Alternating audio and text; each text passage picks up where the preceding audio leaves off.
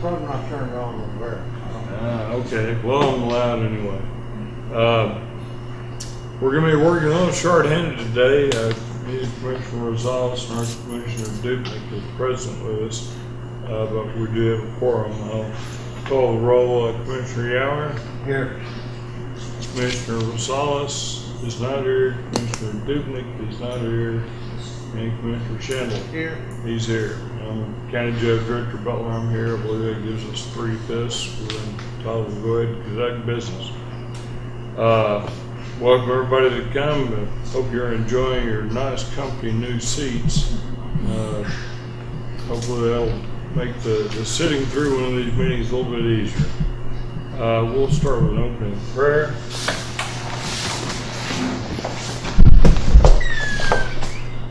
Lord, we thank you this day. We thank you for the many gifts that you've given to us. We thank you for the people of this county, and may we be good stewards of the resources and good providers of the services of government to them. In your name we pray. Amen.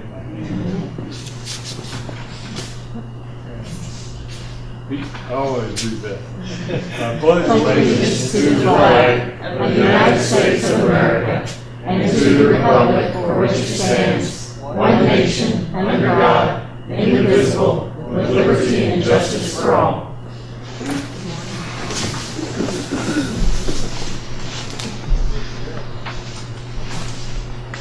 Okay, let's see. Do we have the minutes of the last meeting in our folders? No, I think they'll be done next week. Okay, they're not here at this one? That's it. Okay, we can approve of them then.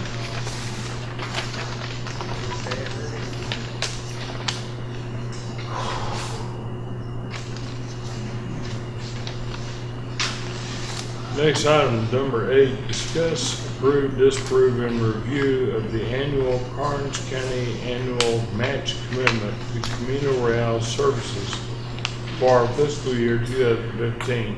It's authored by Executive Director of Camino Real Community Services, Emma C. Garcia. What about citizens to be heard in the file? You're right. We have a citizens to be heard section. We can have that done now. Do we have some citizens who want to be heard? Sue, I assume you do? Mm-hmm. Okay, go right ahead. Or I can wait to the agenda item, it doesn't matter. Okay. Well, let's just wait. I guess since Yeah, we're let's done, wait let's for just wait till the agenda item. We've got a fairly light agenda. Not a whole lot of people here, so we should be able to get through that.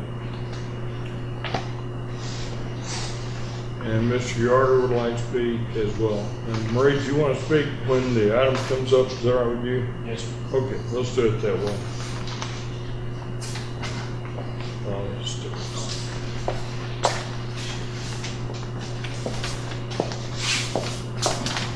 All right. Morning. Good morning. So that is the request for fiscal year 15.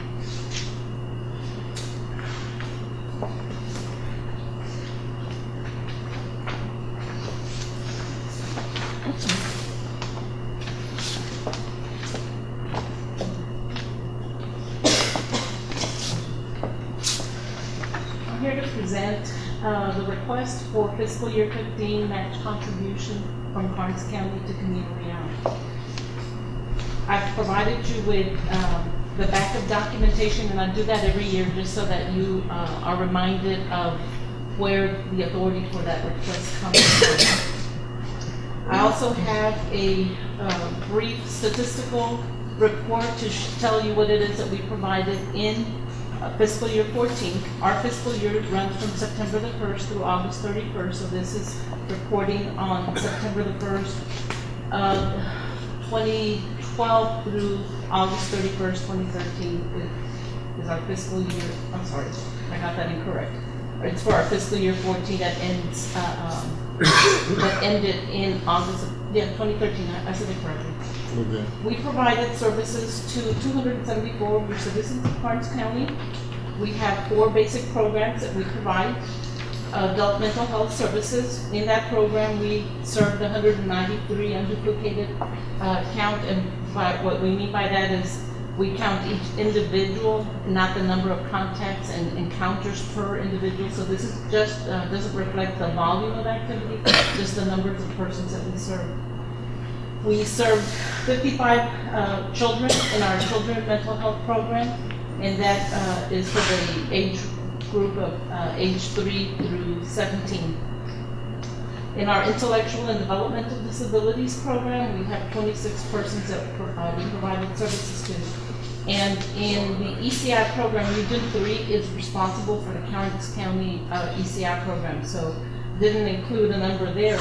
But agency-wide, we provided 5,596 persons with services. Karnes County is part of a 9-county region that comprises Camino Real.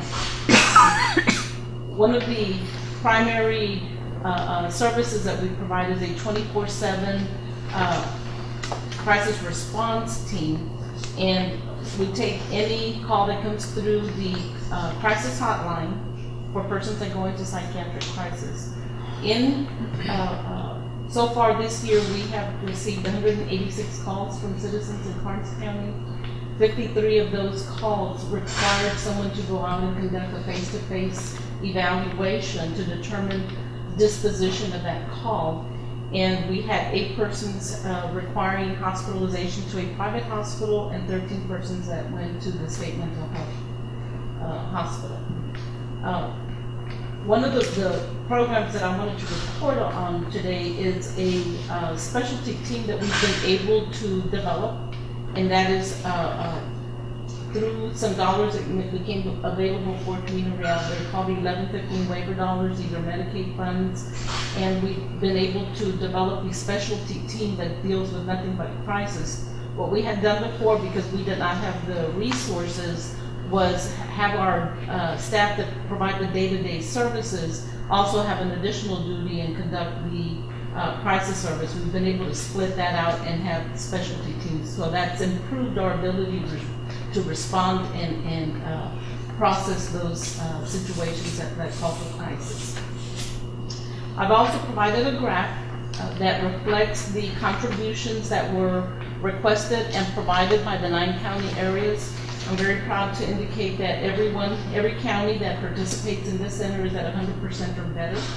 And it took a while to get us all to 100%, but we're now at 100% or better in the 9 county area.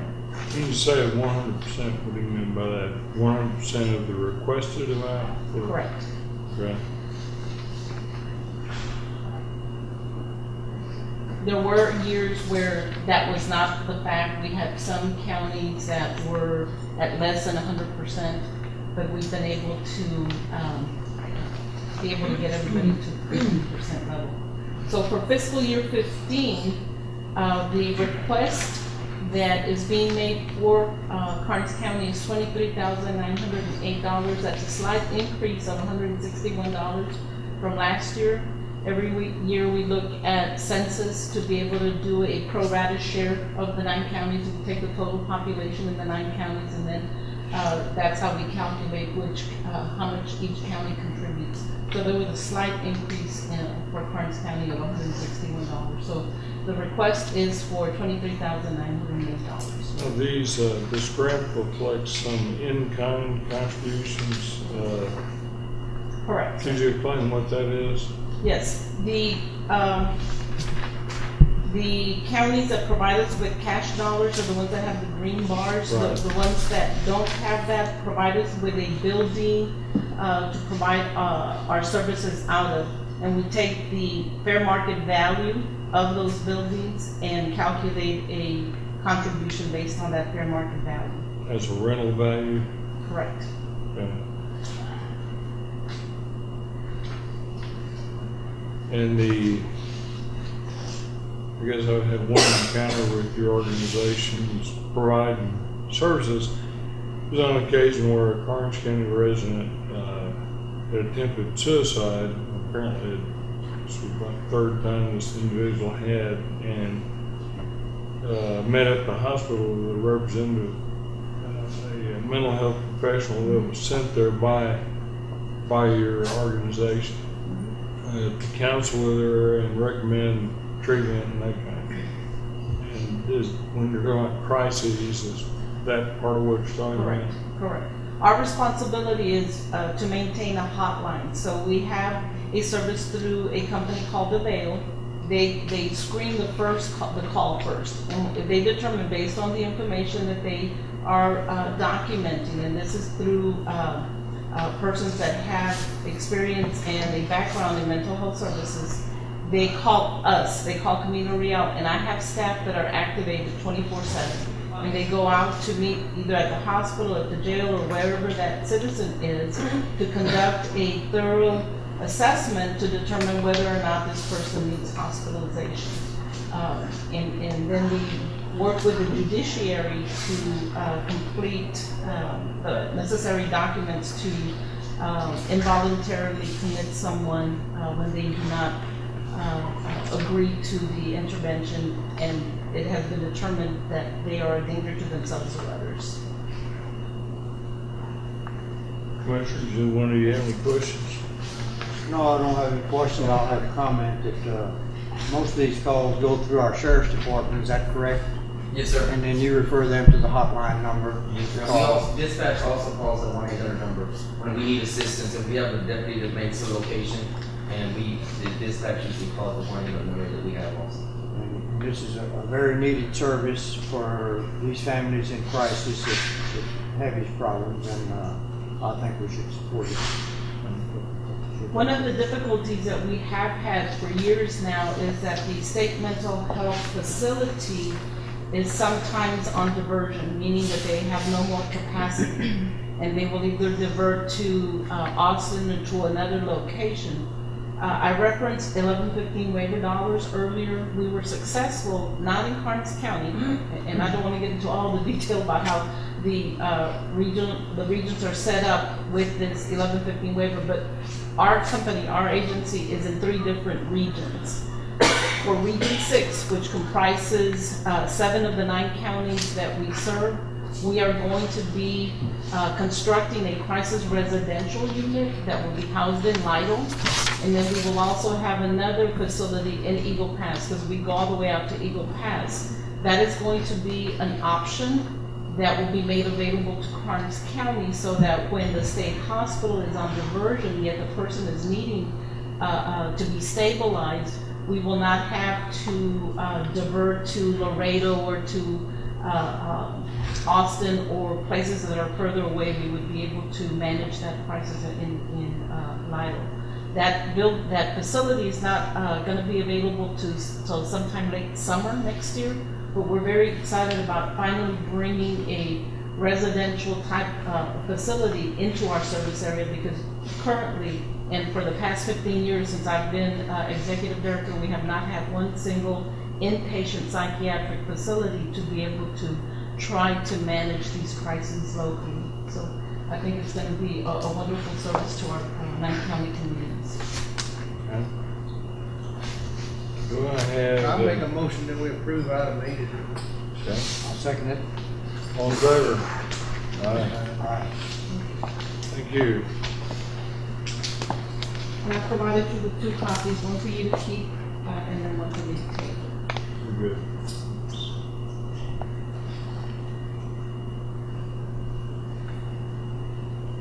If you'll indicate on there, Judge Butler, quarterly payments.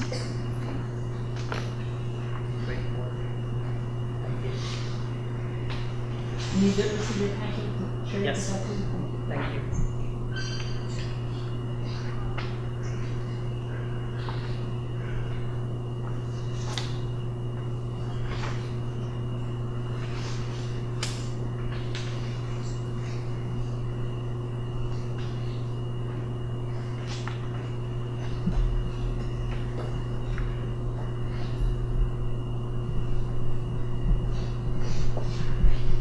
And I'm leaving some business cards so that if you ever have any questions or need to get in touch with me, any comments, complaints, information, please feel free to call me. Well, good.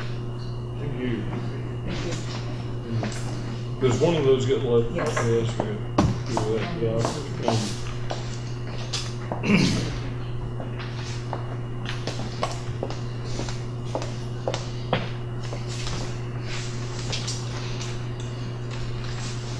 The next two items, 9 and 10, were authored by Shelby, and Shelby not being here, I think we'll have to continue those to the next meeting.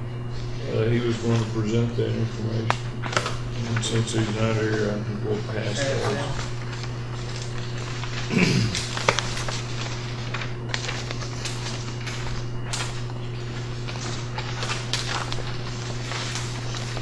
Number 11, discuss, approve, disapprove a resolution opposing the application of Ms. Reed Dorothy's Energy Group LLC, should be R360, for a permit to dispose of oil field waste on the surface of a property located on FM Road 99 at Karnes, Coast County line, which has road commission file number, and the file number is authored by me.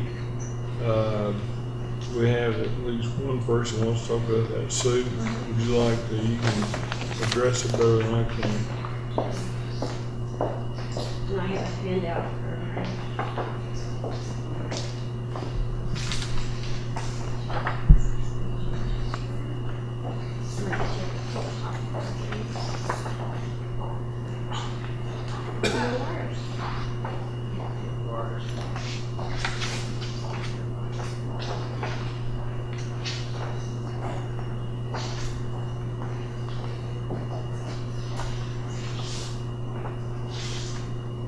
Okay, can you still take one? Okay, one.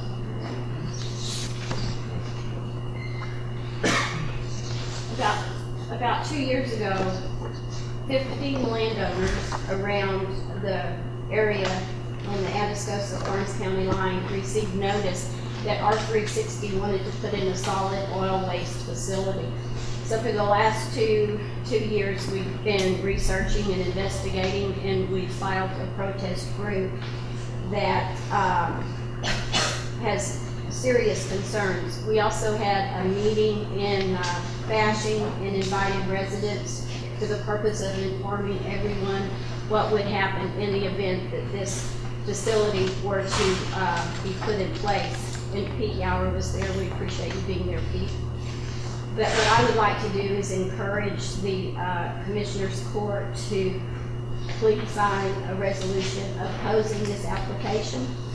I think as you read on the right side of the handout, the materials that go in are considered exempt from being considered hazardous. But these are actually hazardous materials that are going to be stacked up as high as 2 or 3 story building.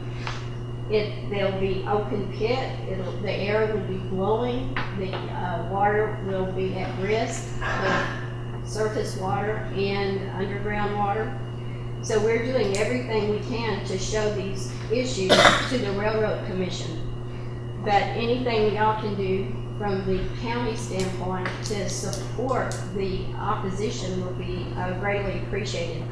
We understand that these facilities have to go somewhere, but they do not need to be placed like right in the middle of a farming and community where people live and have homes. It is possible to find places that aren't quite so populated. This notice had to go out to 15 farms and ranches that will be affected. And I honestly believe that if this goes in, we will not be able to live or work close to the facility. It will be so dangerous and the air will be so polluted. Again, you can read the items 1 through 11. 1 through 10 are hazardous materials. So thank you very much for supporting this opposition. And if you have any questions, our hearing, the next day for the hearing is July 18th. And again, we're presenting all this information to the Railroad Commission examiners and we'll wait for their recommendation. Thank you for putting it on the agenda. Thanks, Sue. I have minor experience with this kind of material. right across the county road from my house, about 3 years ago, a company called Hulls Environmental was moved in all of a sudden on this property across the road from me and started doing much work with dozers and everything. I asked them what they're going to do. They said, we're just going to be doing some land farming. We're just going to be putting water-based cuttings on land and filling it in. I did some research on the subject. It's not something I would want to do in my own place, but I felt like the risk to anybody else was minimal and that was okay. About 6 months after they started operation, I drove by one day and was driving down the county road and I noticed this terrible odor. It smelled like I had my nose up to a diesel pump and just sniffing it. And I wondered, what's that coming from? So I contacted the company and they told me, well, and I also noticed a small area about as big as where one of these seating areas is, and there was a looked like trash bag liner, and then stacking up inside of it was a bunch of dark colored material. And I didn't know what it was and what was going on, but I contacted them and said, well, we've received permission from the Railroad Commission to temporarily store oil-based cuttings. And that is one of the things that they're intending to dispose of permanently on this property. And with when the wind was blowing correctly, you could smell it in my house, which is about a quarter mile away. You could smell it all over my pasture. And that was something about 1/100th the size of what they're planning on putting out there at FM 99. And, it would cause tremendous reduction in the surface use values of the properties. Nobody would want to be right next to one. And, it's the old NIMBY syndrome, not in my backyard. It's a real problem in the industry that a lot of the things that they need to do eventually, nobody wants done where they are. And the solution, I think, is to find a large landowner who you can put this facility in his property that will not be surrounded by neighbors. This place affects lots of, this is small ranch country, Karnes County. It's not big places. And this particular one neighbors a bunch of people. Nolan, Jonas, and Kellners, and Sue, and Bill, and quite a few people will be affected by it, and very adversely. Finally, this is our 99 coming in from the west, is the gateway to our county now. It's quite a welcome to come. Here's Karnes County. I know because I'm passing this stinking pile of 3-story high waste material disposed in the open air. And, it's not a very good welcome to the county. So I think in the interest of standing behind our landowners and the fact that they can find more suitable locations than this was just a cheap one. They got this property, 120 acres, cheaply. They bought it about 2-3 years ago, and they're now trying to make a very, very profitable use of it, even though it's totally unsuitable, and every neighboring landowner opposes it vehemently. So that's the problem. Yes, sir, Mr. Hall. Are all those neighbors that you talk about, are they all participating in the Eagle for Chill and getting a royalty check? Yes, there are. So the drilling is happening on their property, and these cuttings are probably coming from that property? No, the Or cuttings the they're talking area, about, I should say. the cuttings they're talking about disposing of will come from many counties. I mean, this, if you get a chance to look at the site of this facility will be opening and operating for years and years and years, and be the recipient of these oil-based cuttings from a large region. Almost all of the, if you get up there, I was there for one day of the Railroad Commission hearing, and the argument they were making was we have to drive too far to dispose of these cuttings, and it's creating traffic hazards in cities like San Antonio, and they've had several spills of these trucks coming up there and wrecks and everything. So they want that to happen here instead. And that's basically what they're asked to do. I mean, I understand the fact that it does need to be disposed of. Every one of us here who's got kind of royalty interest for realizing we're creating some waste. There's no question about that. And they're going to have to dispose of it somewhere. There's no question about that. But I think the location of the facility should be one that's much more isolated than this one. And the problem they have is they'll have to spend a lot more money.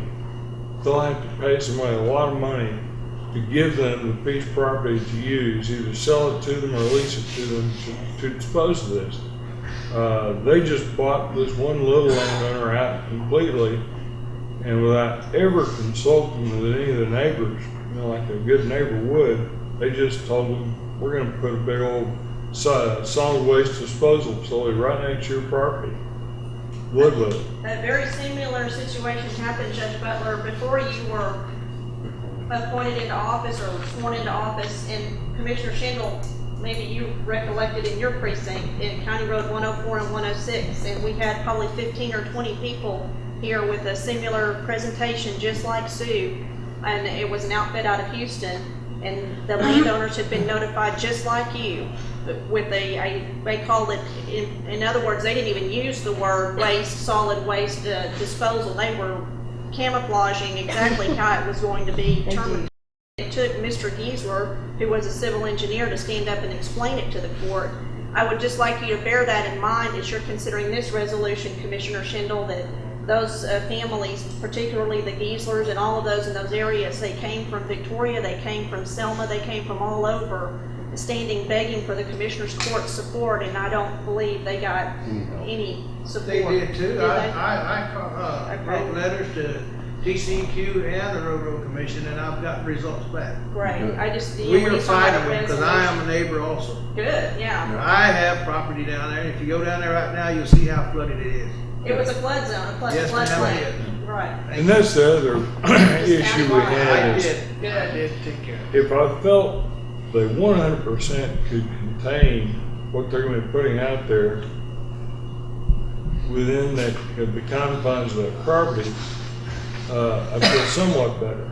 But as you know, we go long periods with no rain, and then all of a sudden we get a huge rain. I had a 7.5 inch rain in my ranch in May, and it washed out roads and ran over every single containment around the oil rigs out there and everything. There's no stopping the rain like that. It happened in about an hour and a half. And those happen every now and then. That's the second time in the last 4 years I've seen that happen.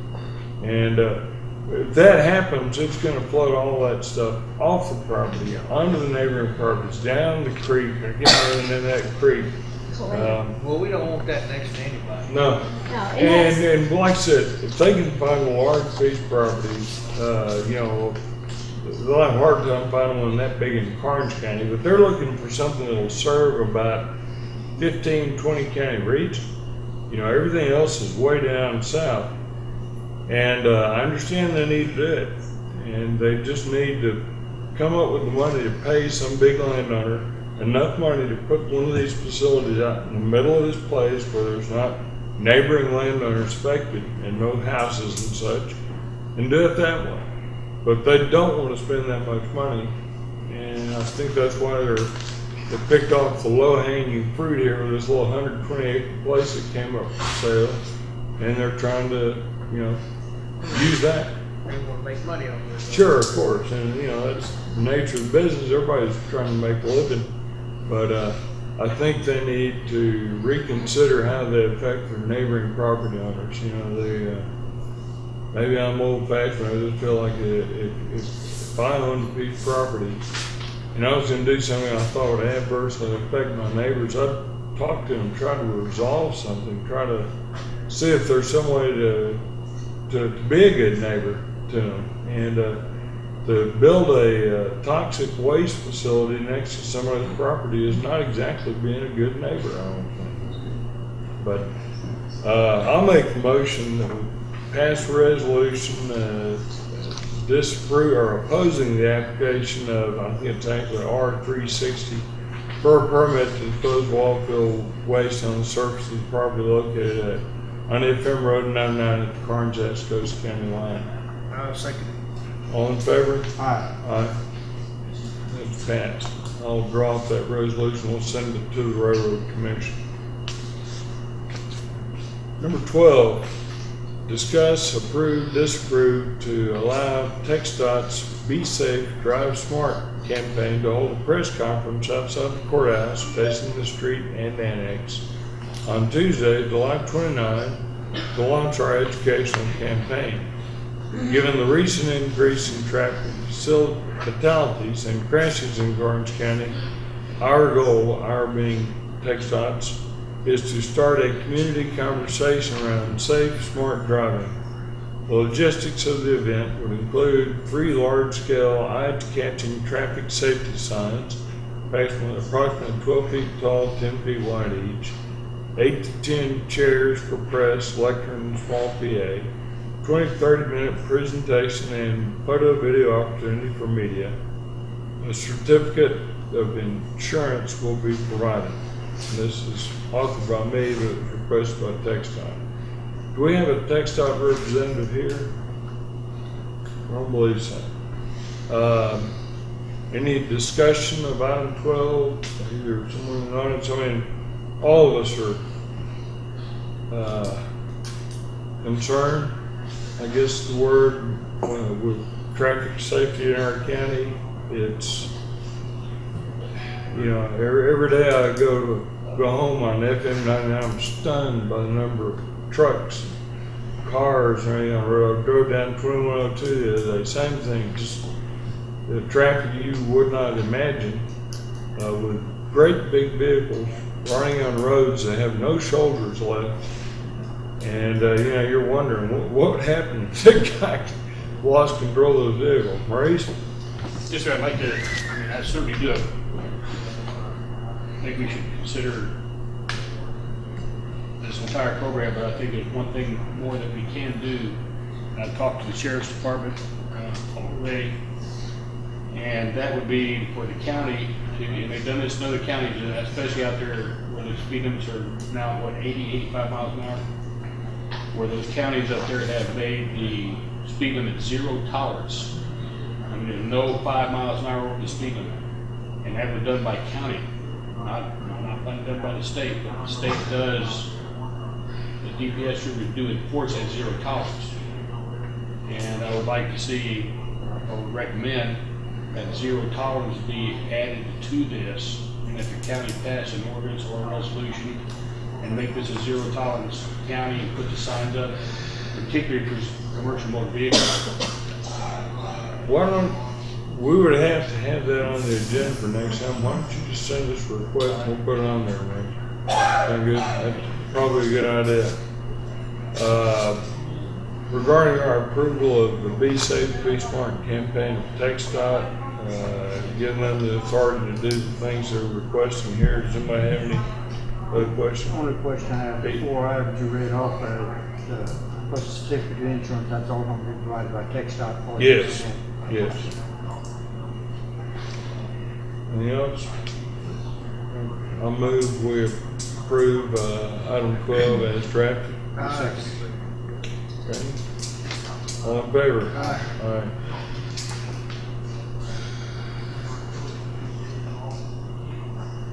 $13 and $14 kind of go together. Discuss, approve, disapprove to replace 5-ton air conditioner unit at juvenile probation with a new unit costing $8,346, or repairing 5-ton AC unit at $3,500. It's authored by Zane Reese and Pete Gower. And then following that is discuss, approve, disapprove emergency budget amendment for expenditure to authorize the cost of replacement or repair of the 5-ton AC unit in juvenile probation.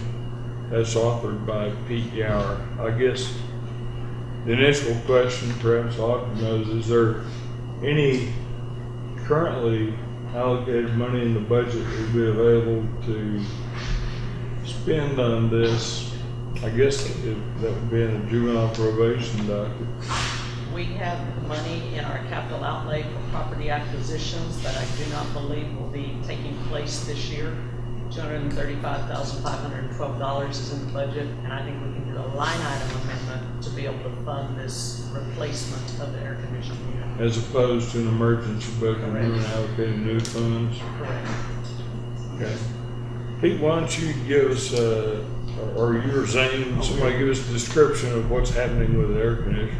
Well, I have here, prices from RJ Air Conditioning. To repair, this is a 14-year-old unit, and it has gone out, and of course the SEER is a lower rating than we'll get today, and we'll get a new guarantee with it. The repairs would come somewhere around $5,825, and a new unit will cost $8,346. So I think it makes sense to put a new unit in there and get a new guarantee and have a better working system. The old unit is, you said 14-year-old? 14 years old. Okay. They run up to 20 years a lot of times, but 14 years, I don't think it's worth spending $5,000 on it, $5,800. Does it have a 5-year warranty on it, or what's the warranty on the new one? The new one will have a 5-year warranty, yes. So, Okay. well, it'd be a 5-year compressor warranty, 1-year parts, and 1-year labor warranty. And miscellaneous side. All right, well, Zane, anything you need to add? So therefore, I would make a motion that we have a new unit installed in juvenile probation. I say, this is number 13. Number 13. All in favor? Aye. Aye, and voted for the new unit. We may not need 14. Did you understand, Yes. Pete, that we could simply have a line item amendment to avoid making an emergency budget request? That might work better. yes. Use money we actually have already allocated. And how do we go about doing that? We'll put that on. Make a motion to make the line item amendment. I make a motion to approve moving, line item to pay for the new, unit for the juvenile probation office. And that is to come from the capital outlay funds that are unexpended thus far this year. Correct. I second. All in favor? Aye. Aye.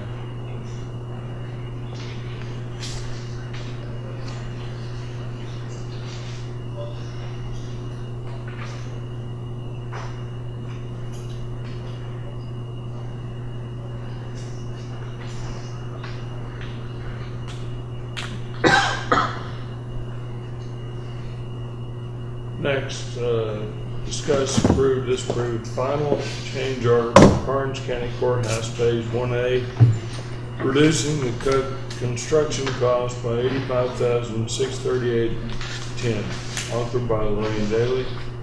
Mrs. Daly? Yes, good morning, Judge, Commissioners. Morning.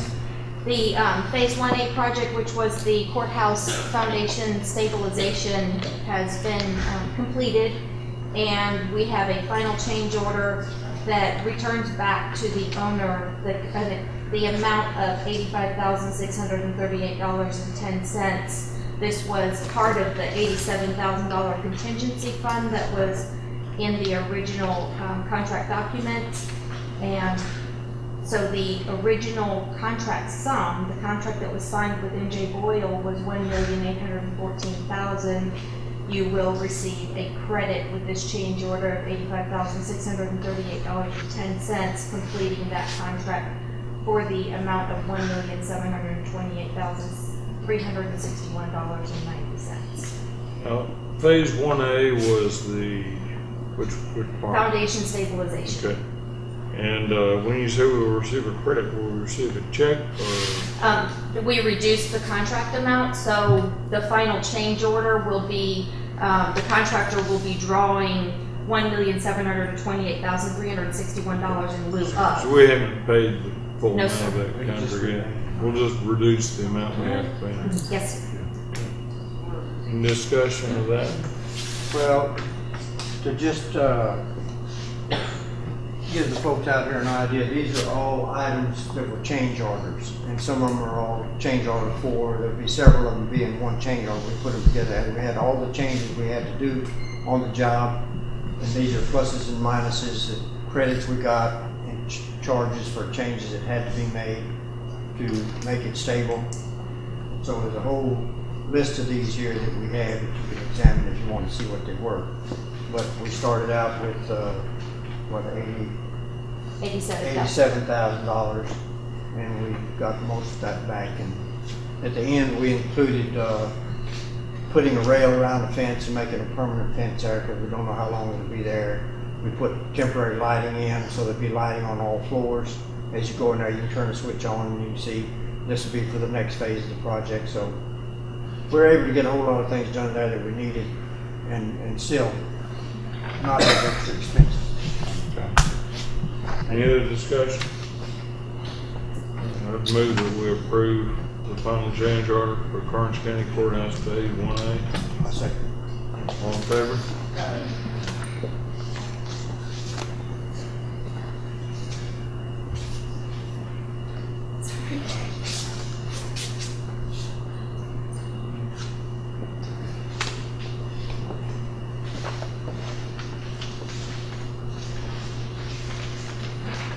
Is there a change order document I need to sign? It has not been signed by the architect yet. As soon as we have the original, either you can sign it or Commissioner Gower, I believe, is also All right. responding for it. I'll get that to you as soon as we have it. Number 16, Daily Spear DSA presents latest building survey for Karnes County Courthouse Phase 1A. That's presented by you. Yes, sir. Ma'am. So this also was for the foundation stabilization, and what happened was the contractor went in and based on a performance specification, grout injected underneath your foundation in order to stabilize and slightly lift any portions of the foundation that needed to be lifted. Each of this was done throughout the exterior perimeter and the interior supporting foundation walls of your facility.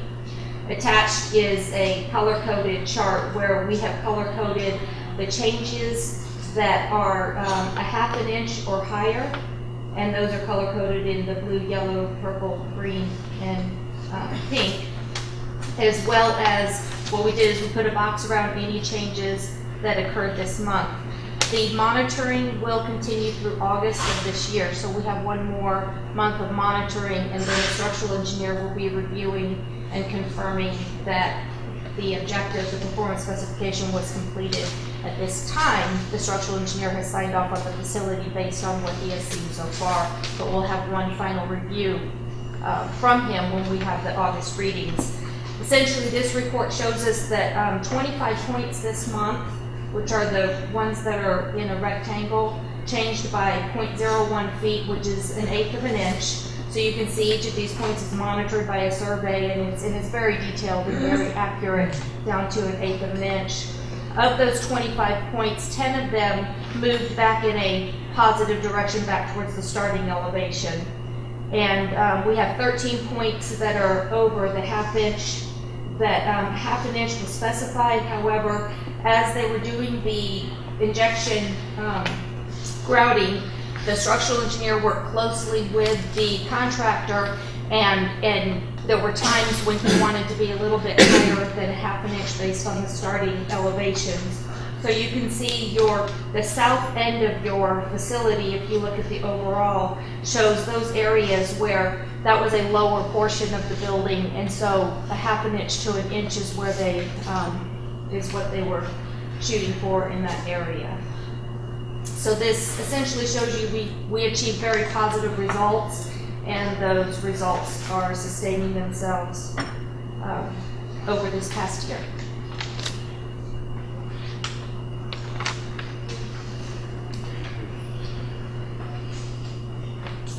We read that this is basically stabilized. The monitoring will go on through August this year. Is that correct? Yes, sir. One more month. Well, really two. This is June's report. Does one expect increasing stability, or is there always going to be some movement? every building will have a minor amount of movement. There's, and it depends how the structural engineer designs it, but essentially buildings are designed so that they all move together, and then that keeps you from having cracks. So we're supposed to move as one cohesive element. And and structurally, when you do not, that's when you result in cracks. But there will always be some movement, but this monitoring down to 1/8 of an inch is very detailed to be able to show us exactly what's happening after the foundation stabilization. You think it's gonna be stable? Yes, sir, I do, based on the results that we've seen so far. Don't you have to take, don't you have to take in consideration that we have a creek running through that area? Yes, sir. All the Yes, way ma'am. One end of the courthouse to the other end, without water. Part of what was done during the foundation stabilization was geotechnical borings, and so they bored down, and all of the decisions the structural engineer made were based on the 25-foot borings. We not only bored around the exterior, but they also went into the building and bored down to take into consideration the existing conditions under the ground during the design. The vast amount of rain that we received is not making any difference. The rain that we received has not adversely affected this foundation stabilization. We're remaining stable.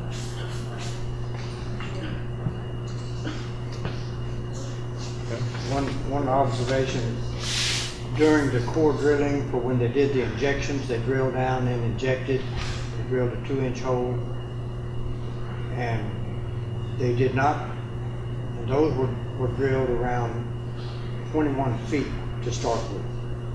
And they did not come up with any wet soil while they were drilling those, making the injections.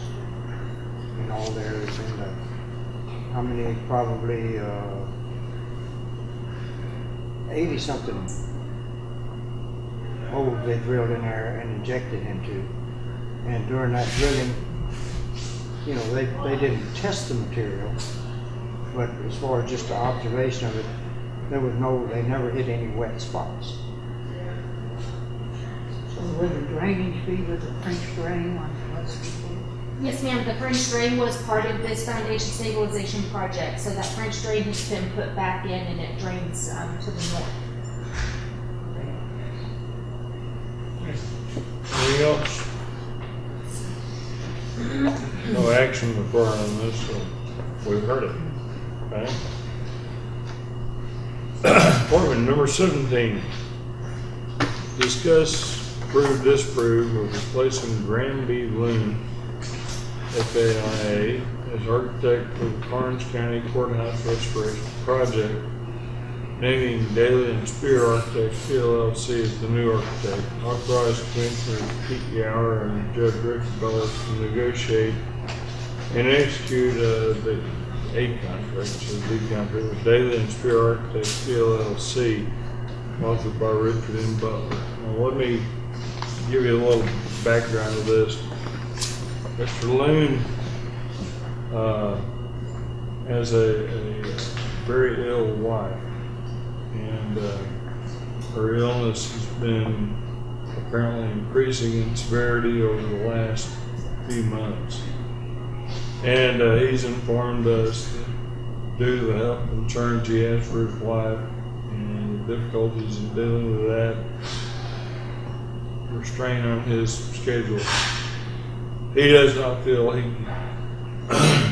can continue as the primary architect on the construction that we're working on right now, which is the roof.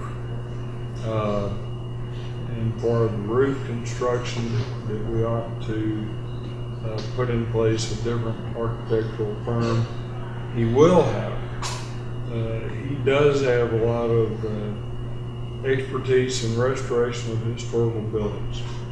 And he's done it before, been there, done that, and is available to consult with whatever architect we hire about that. He also pulls a lot of weight with, I think, the Texas Historical Society or Commission that is the agency we're receiving the grant money from. And having him continue in a consulting role will, I believe, assist us in our application for the grant to complete the courthouse. And so we want to, keep him involved in the project to the extent that he can give us that assistance. Now, Daly and Spear, Lorraine's company, we are considering naming them as the successor architect for the roof project. And the rationale behind that is that Daly and Spear has been acting for some time before I got here as an owner's representative, or somebody to oversee what the architect was doing and represent the owner's interest, to make sure that we felt like we were getting the best deals. We felt like their work on the courthouse project so far has been good.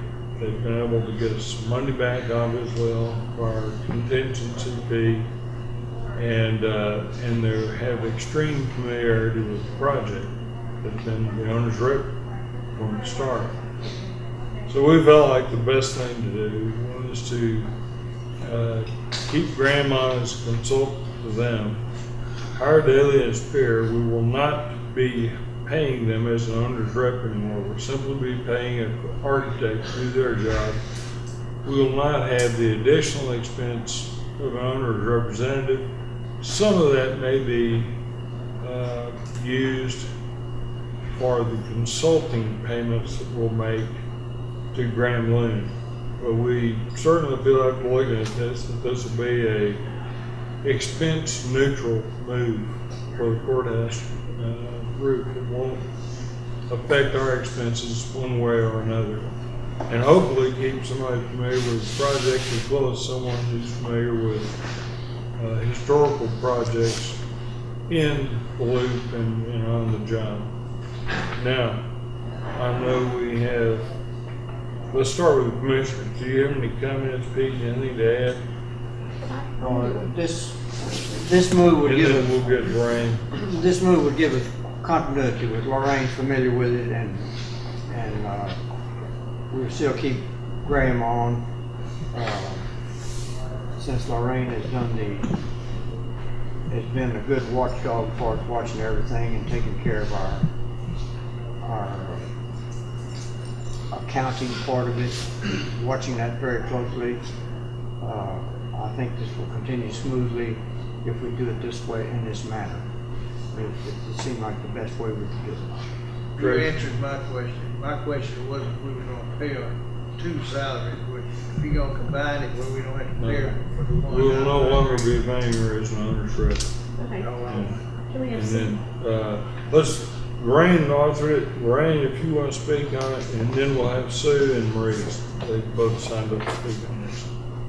Well, when Mr. Loon notified us that he was under this situation with his wife being ill, and it was taking more of his time than he had anticipated, what we discussed was what is the best thing that the county can do. You already have a roof grant with the team that is in place now with Mr. Loon and DSA, and the Texas Historical Commission has given you an emergency grant, so we certainly want to move forward with that roof restoration that is already underway with this team. We felt like the best opportunity would be to make sure that the schedule is impacted very, very minimally, and there's no additional cost outlay by the county. And in order to achieve that objective, Mr. Loon has said that he would be willing to remain as the consulting historical architect on the project, which gives us the historical expertise that you already have in place on the project. And he has sat on the board and commission at the THC, so we have that connection with the Texas Historical Commission. And we agreed to step in without requesting additional fees and be able to assist Graham in the completion of this project. So we would respectfully request that you make this change in roles on this project that is underway at this time. Sue? We are very pleased with the way the courthouse restoration is proceeding, and we appreciate everything Lorraine and Pete and Graham Bloom has done. The foundation work is completed and successful.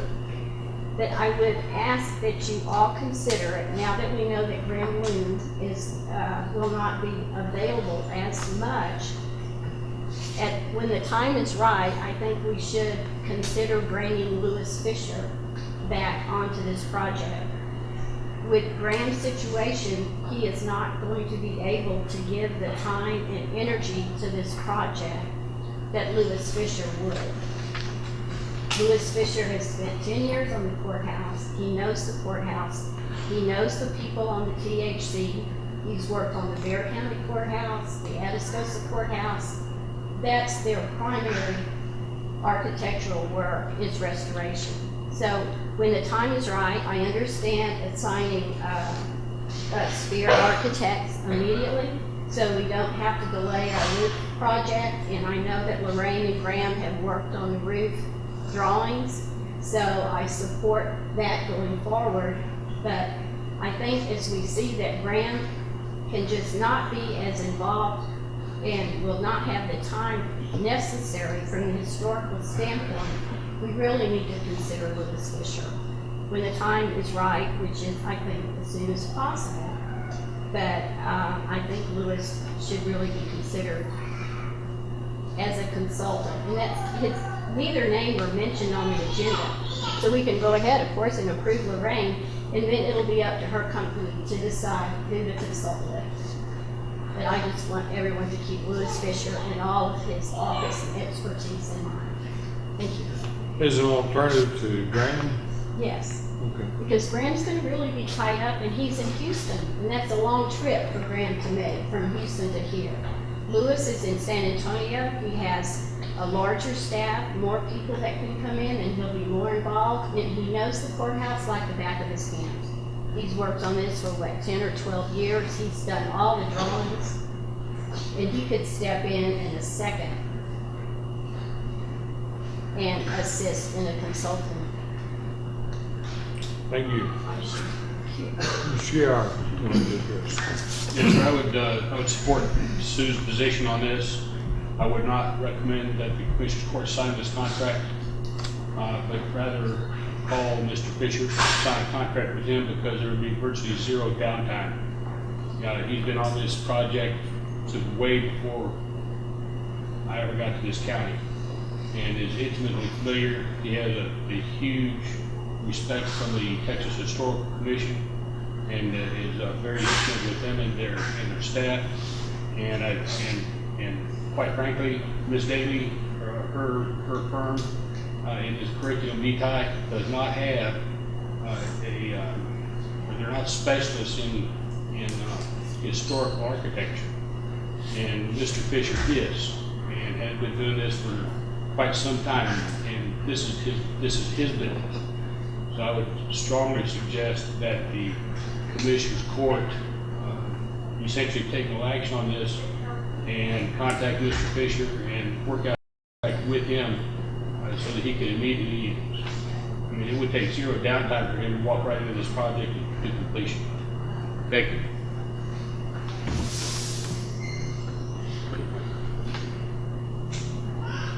Any comments, Pete? Well, I think we should maybe wait till the other two men are here to make that final decision. Maybe like Mr. York said, maybe take no action on it. Y'all maybe have a chance to talk to Mr. Fisher and see if he wants to come in, and we'll make a decision on the next meeting. Of course, I think we need to go ahead and keep continuity. We haven't talked to THC and don't know whether they accept, but I'm almost sure they'll accept, since we already have Graham on the roof project. We need to go ahead with this roof project in this manner with Lorraine and Peggy and Pierce doing this with Fisher's, with Graham's support, so that we can have continuity with him, not pull back and change that. So I think we need to do this item number 17 as written and get the continuity in there. Sorry. Sign this contract, and this is what I'm concerned with. You sign this contract, when the roof is done, the contract's still in force.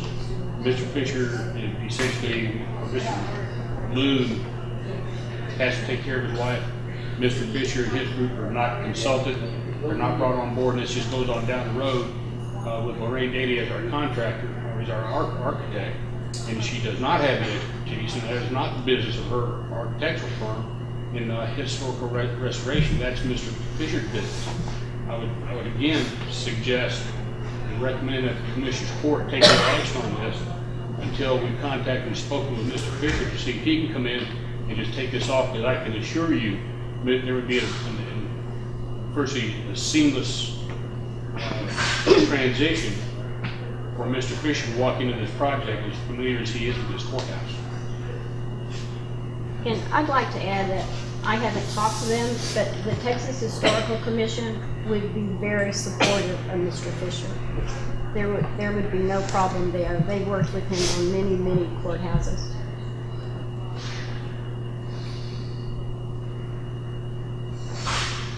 I feel like it would jeopardize our grant. It would take us a longer time to get this thing bid if we changed at this time to Mr. Fisher.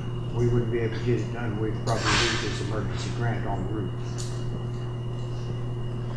I'm hearing everybody's. If I could just say, two things to address, Mr. Yarder's very, concerned about the historical architect.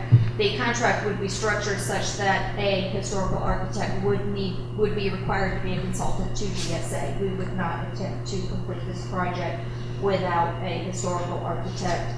My partner Morgan Spear does have experience working on historical buildings, so we do not have no experience, but I agree with you, it is not our expertise, and that's why we would be required to have a historical consultant.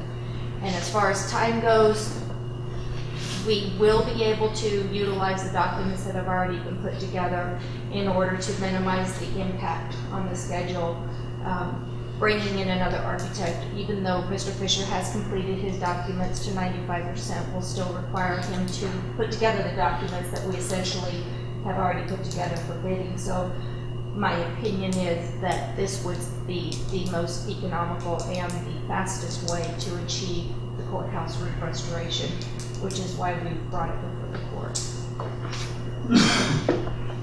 I would like to add, if you're going to do this as a contract, that would specifically state in that contract that it self-terminates at the completion of the roof. And Well, yeah, it would only be a contract for the roof project. And then that would give the Commissioner's Court time to contact Mr. Fisher and work out a contract with him to take over the project. I think what we want to do is have consult with everybody, about and see who the appropriate architect to do the completion is. I know I didn't know I'd be here to see today when I saw the YouTube joining side, but I have, and it's good. I mean, you're both concerned. You both want to move the project forward and do it the best, most cost-effective way. And Lorraine's been there working on the project, and I think she's done a good job for us in her role. Here's what I kind of need to find out, and I probably should have done this ahead of time. I probably need to call the Texas Historical Commission, the person we're working with on it, talk to him, tell him what the alternatives are, and see what he says. Now, the next Commissioner's Court meeting will not be until the end of this month. I don't want to cause a delay that would obviously do anything that jeopardize our receiving the grant. You know, it's throwing away $500,000. We don't want to do that. You know, and maybe the compromised position to take is thing to do is part of the roof project, which is fairly limited in scope and scale. Maybe the best thing to do would be to go forward with daily spare, provided that I get assurance from the historical commission is that it's not going to jeopardize anything, that they're quite willing to work with that architect. And we'll have to examine whether Graham Loon is your historical consultant, or it should be Mr. Fisher is your historical consultant, depending on Graham's availability. I presume you could work with either one I've worked with both of them. and be willing to work with either one now.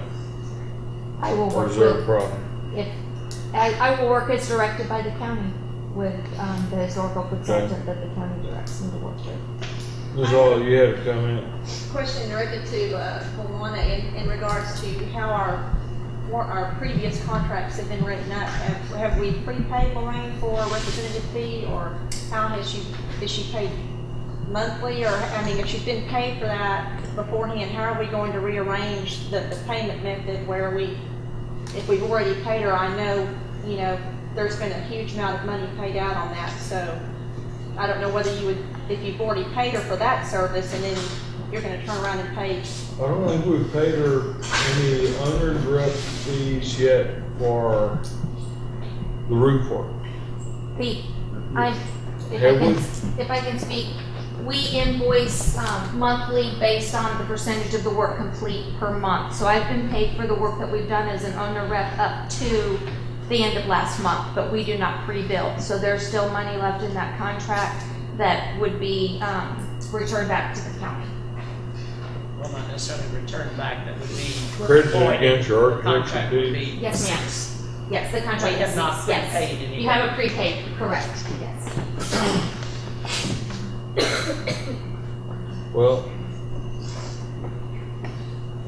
I think,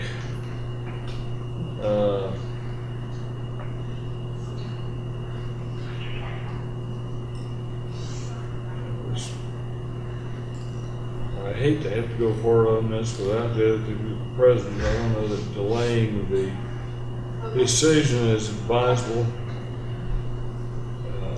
without talking to the historical commission and see. So I think what I would like to have is authority to approve making an agreement with Daily Spear, accept Graham's resignation as primary architect, and the contract with Daily Spear would be for this phase only, just roof restoration. It would require her to have in place a historical consulting architect, either Graham or Fisher, and then all of that has to be contingent on me being able to contact the historical commission and receive assurance from them that that's acceptable to them. And not only acceptable, I'm going to try to figure out what their preference is. Should we go with Daily Spear and have a historical consultant? Should we go with Liz Fisher, just primary architect, and have no historical consultant? You know, Loon or Fisher, do you have a choice? And see what they say.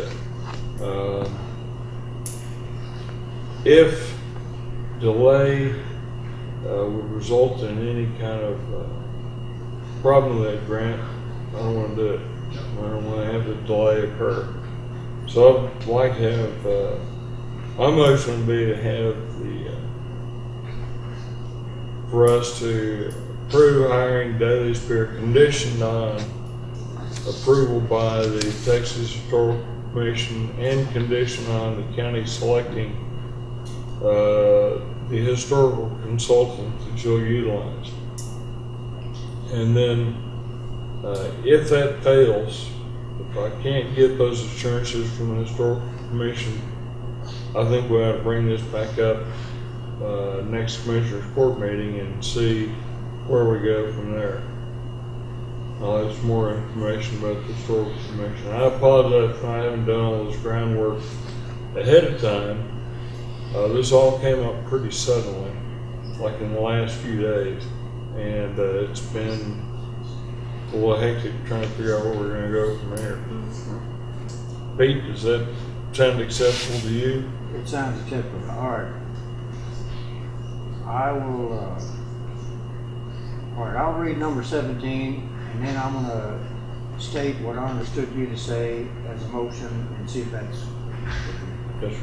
Okay, item number 17 says, discuss, approve, disapprove replacing Graham B. Loon, FAA, as architect for Karnes County Courthouse Restoration Project. Naming Daly and Spear Architects, PLLC, as new architect. Authorize Commissioner Pete Yar and Judge Richard M. Butler to negotiate and execute a contract with Daly and Spear Architects. All right. Subject to that this phase only is included, that is the roof completion, with the assurance of, this is subject to the assurance of THC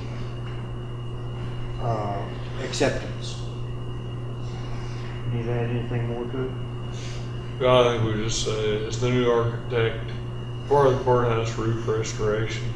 And then, subject to receiving approval from the Texas Historical Commission. Yes. And then our authority to negotiate an extra contract with Daly and Spear will be conditioned on the approval of the Texas Historical Commission. And I also want to add that provision that we will retain either Graham Loon or another suitable architect as a historical consultant with Daly Spear. Now, all that is very conditional. You know, we're giving us, me basically, authority to check these things out and make sure that they're going to be approved by the Historical Commission. If they are, we'll go forward with that. If they're not, we'll be back here into July to discuss what we should do regarding the roof project. Do I have a motion? I'll second that motion. Okay. All in favor? Aye. Aye.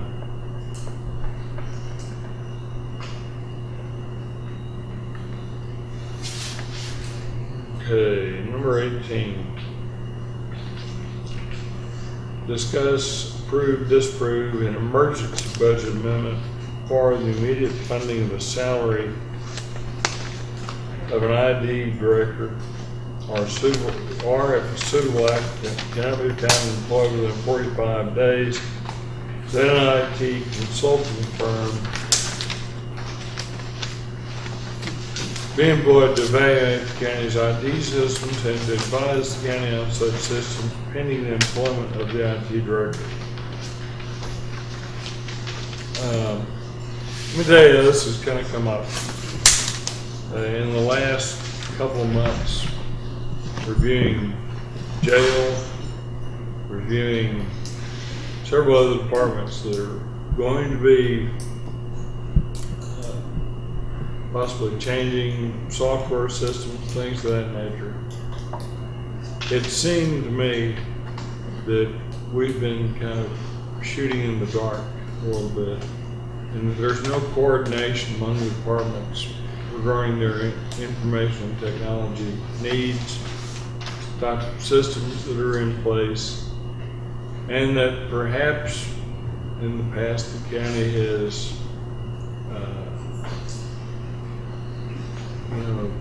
put together kind of a mishmash of systems instead of having someone who understands problems, oversee all the county systems, and develop a develop systems and utilize systems that'll be a little more coordinated, that more serviceable, and hopefully in the long run, more economic.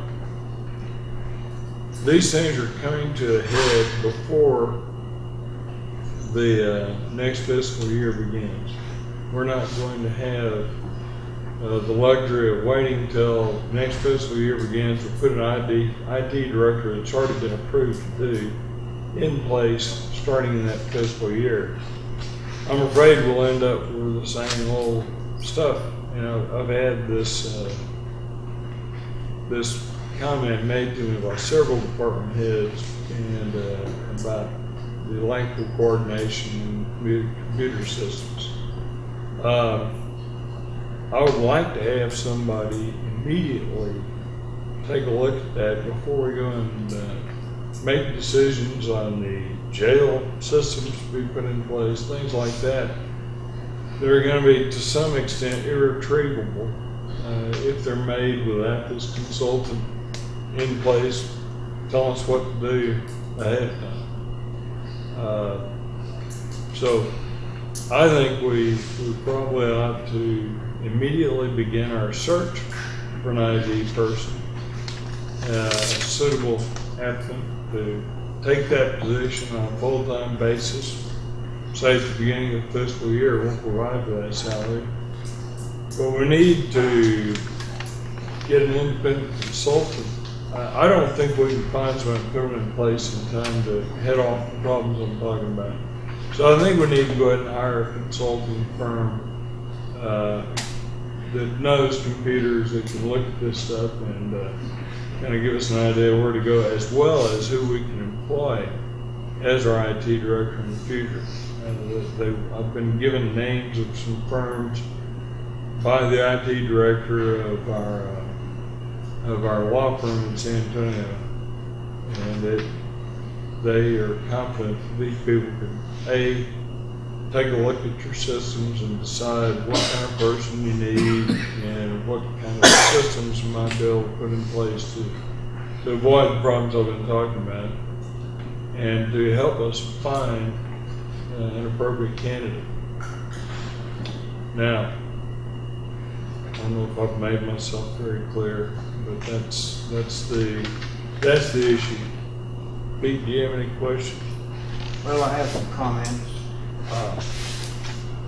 Okay, Don Timrock with the city called me. He'd been talking to James. James couldn't be here today, so James asked him to call me. And he told me that they got a company out of Corpus called iTouch to give them an evaluation of the city's things, and it didn't cost them anything for the evaluation. And they made a recommendation to them of what they should do, etc. And they ended up hiring them. Okay, if we can get a free evaluation from them and an evaluation from some other company. The only fear I would have about that is if somebody's doing a free evaluation for you, they can't make a living doing that. No, so they're making a living off selling you what they're going to evaluate and tell you need. That would be the only where I'd rather have, to be honest with you, I'd rather have somebody pay somebody for objective advice that's not trying to sell me anything. Is not a seller necessarily, but is someone who just is a consultant and looks at your systems. That's a good alternative. What I want to say is that we talked to at least 2 companies about evaluation before we paid one. At least talked to 2 of them, and I'm not. You'd be more in line to do that or someone else about which one to decide on. But in other words, let's talk to at least 2 companies for an evaluation before we decide who we're going to just. Don't just jump out and hire one company for an evaluation. I got you. Okay. But we do need an evaluation. Yeah, immediately. Yes. Okay.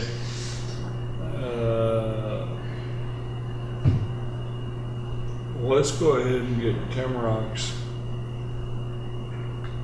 whoever it was they used, the city. I'll look around up in San Antonio and see if I can find somebody else. This comes from Karnes. And then I'll also check with the firms that was recommended that were recommended to me as possible consultants and see what they've got to say. I won't hire one, won't spend money on one, and we'll bring this up next time and see where we are. But this is something that needs to be done as quickly as possible. So if there's somebody available to come up and make an evaluation of our systems. But I don't know how they can do it thoroughly without spending a lot of time. And if they spend a lot of time and they don't charge for it, I'm kind of concerned about what their objective is and what they'll do to reach it. You feel an obligation, well, they did all this. I wouldn't feel obligated, but I understand I just want to make sure that they're trying to make money since they're not charging you. Might lead them to reach conclusions that you need to buy X, Y, and Z product that they're selling. Well, I would say that if they do a free evaluation, they feel confident enough in their ability to show you what you have and sell it to you. Okay. Well, In other words, they're confident if they're going to do the evaluation pretty quick. let's see. Let's get that bit in place. And, I'll check around too. Will you make contact with Tim or the other Yes, people?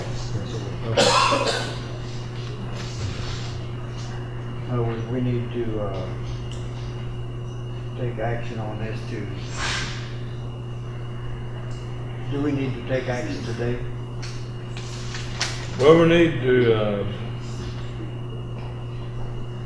Let's see. So we'd be authorized to hire someone? I think we should. Okay, well, let's do this. Let's now, one again. Is there any money that we can spend on this that don't need emergency budget commitment? We can make a line item amendment, just like we did before for the juvenile probation, air conditioning out of the property acquisition funds that are currently in the budget, $235,512. Well, this is all aimed at eventually acquiring software programs, whatever. Yeah, it's capital. Okay.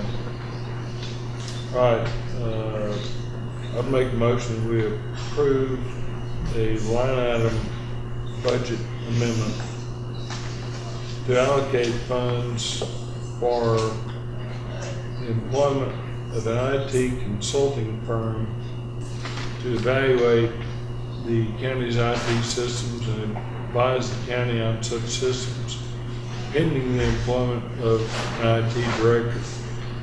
I will negotiate that deal only after we receive some proposals or advice from firms that will render such advice free of charge if we can find them.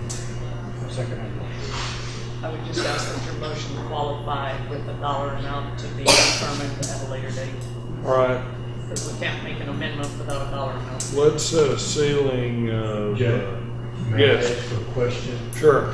Could we have the line item moved out of a line item that was set aside for the county attorney's office for computers, and we not use that as opposed to out of the property acquisition? Money is in there. $50,000. Oh. I don't think we need anything like that. Currently in the budget for software conversion for the county attorney is $57,950. Again, that's out of capital outlay also. Well, I hope not. Let's put that as the limit. Come out of that. I don't think it'll be anything like that. I don't think it might charge us that much fast when you're done.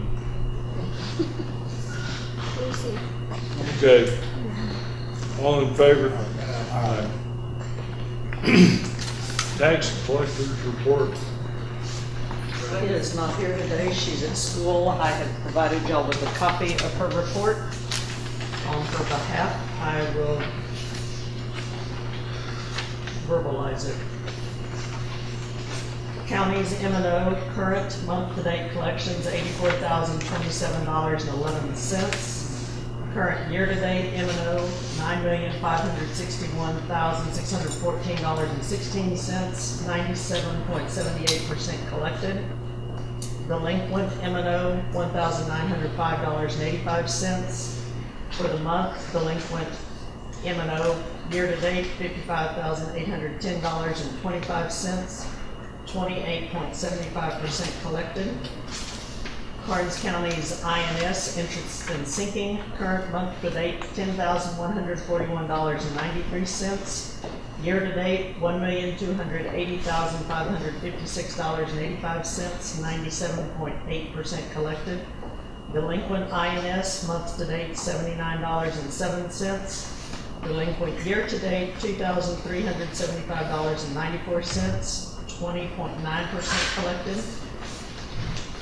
Countywide Road and Bridge Special, current month to date, $18,662.25. Current year to date, $2,182,771.89, 97.8% collected.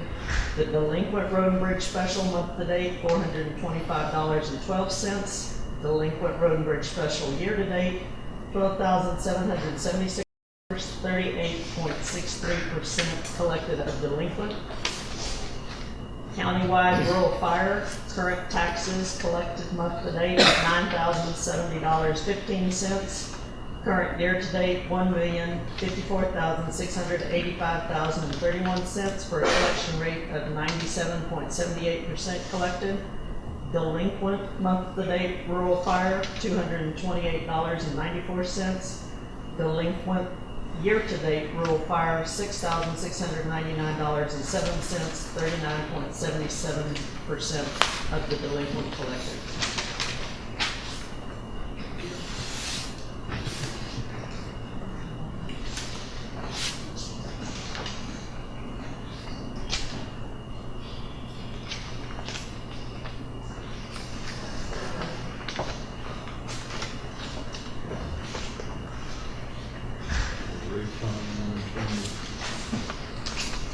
All right, treasurer's report. You have my report on your desk. And I need to sign one of the copies, Judge.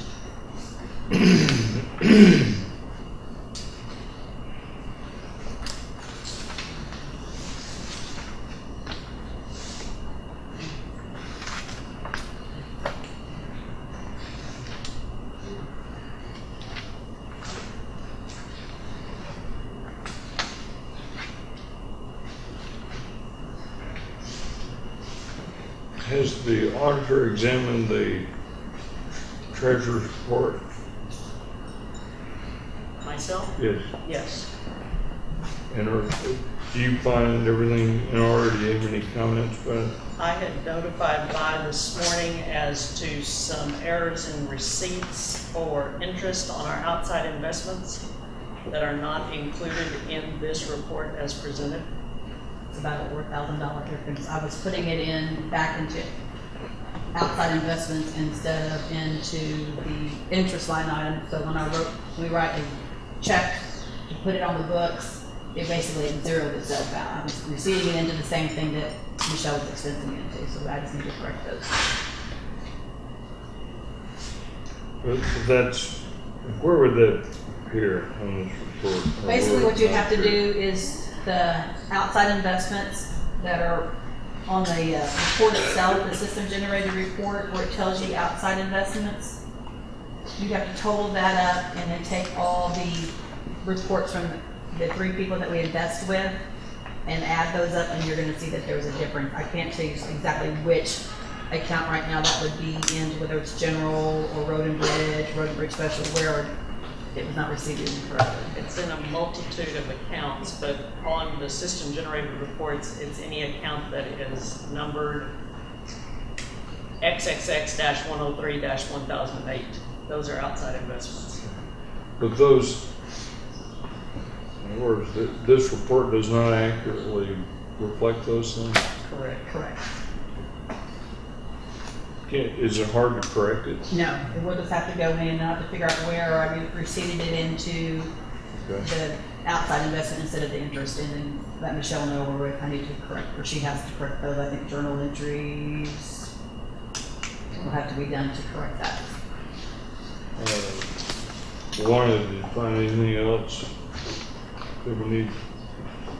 Well, the interest income also from the outside investments for the month of June has not been received, so the total generated on the system report would not match the total of the printouts from the outside investments, DWS, Scudder, Texas Class, and what's the other one? FICA. And we don't get those notices Stone until. Castle. Stone Castle. We don't get those notices until the first of the month on those. So they're not noted No, on here? no. So technically, the interest received into the system as a month behind on the investments.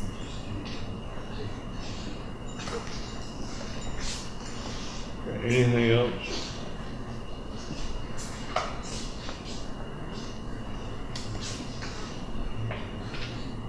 That either one of you is aware of? No. There's some little bitty 2 pennies and some $38 differences, but those were, we thought we had those corrected, but we didn't.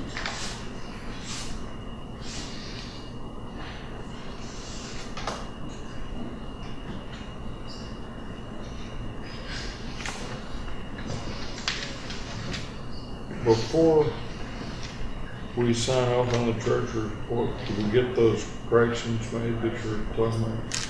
No, We'll have to reopen the books. we have to re-open the books, and that's something auditor's office would have to do. That's her decision, not mine.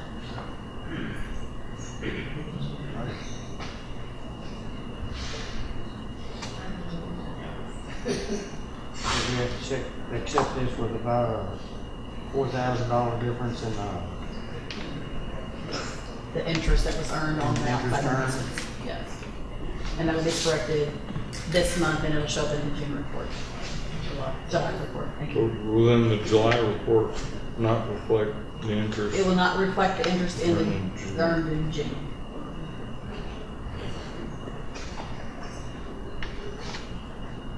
You'll see it on your outside investments, what is earned in each month. It tells you what's earned in each account. It just will not be received into the system.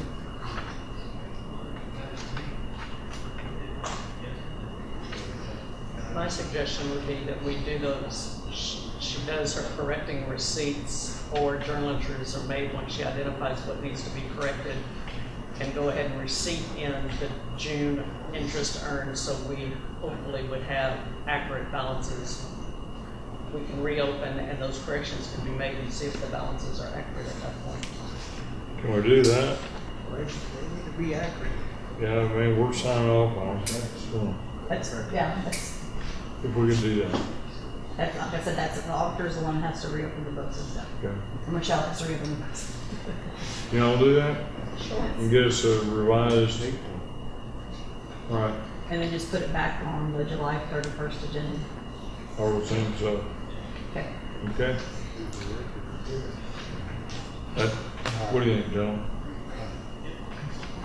I think so. That's fine. Also, seeking HR will be here tomorrow from 7 a.m. to, the last appointment will be at 2:30 p.m. and then again on Thursday from 1 p.m. to 5:30 p.m.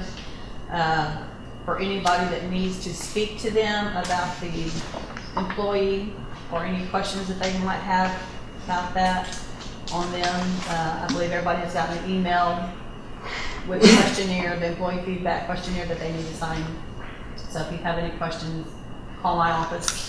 Julie sent out an email and I've gotten some responses. We still have, pretty much tomorrow afternoon is pretty much open.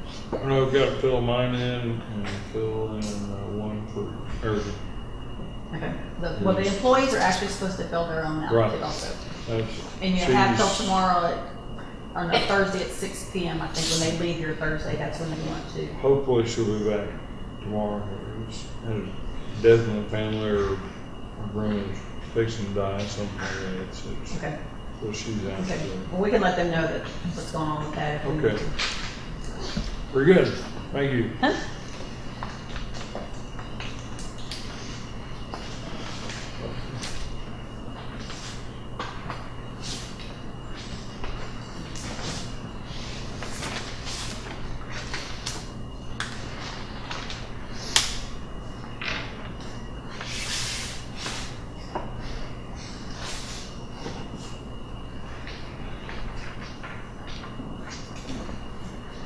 bill cycle for today's court approval. If you'll go to page 2, the second payment item to Hale Mills is a draw on the jail project of $1,444,028.98. Page 3, the very first entry to Tommy's Paint and Body in the amount of $1,547.57. That's a repair on one of the Sheriff's Department's Tahoes from hog damage on one of the county roads. Page 4, the amount spent out of the road bonds this cycle is $110,302.57.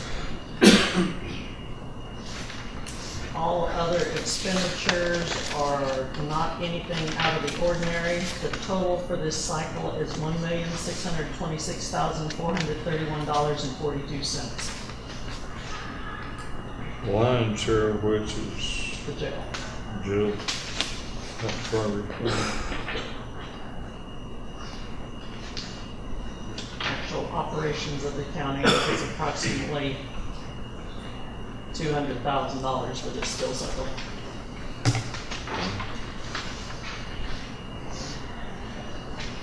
All right. Any questions? I'll make a motion to pay the bills. Second. All in favor? Aye.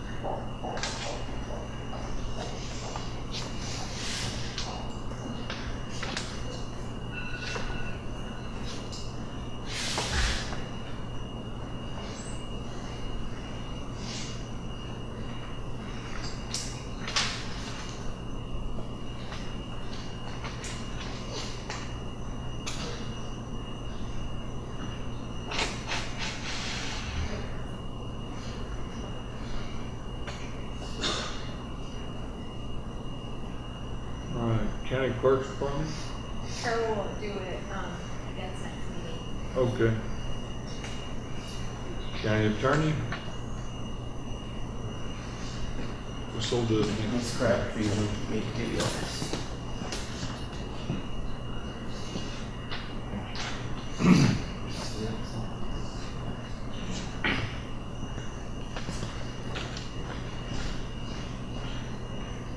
It's like restitution.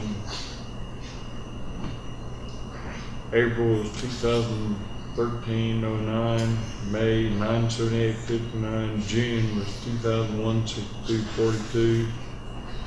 Court costs coming in April was 1144.42, May is 140, June was 240.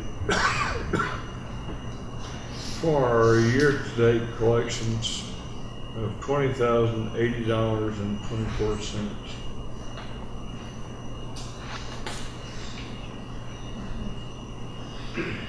Justice of the Peace. Betsy.